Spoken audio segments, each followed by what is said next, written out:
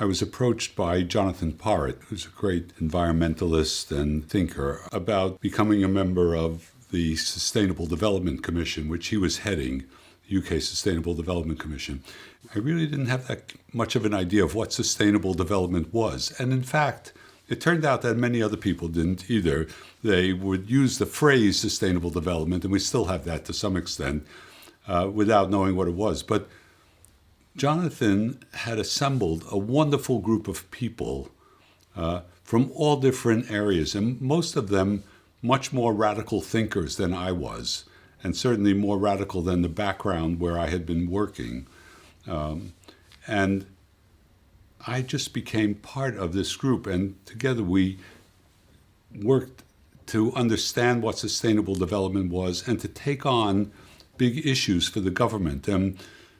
Tony Blair said, you guys should be the government's critical friend on these issues, and we were.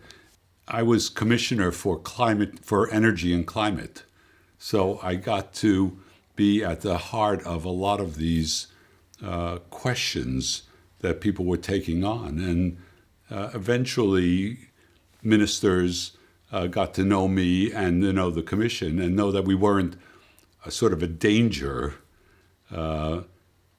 but another point of view, and would come to us. A minister approached me and said, there's this terrible issue about the Severn barrage. Should we build this across the Severn? It's a huge potential source of tidal energy. It's the equivalent of building 4 nuclear power plants. But whatever you're going to change in the environment there is a kind of harm. How does a government make a decision between a concentrated local harm and a distributed good?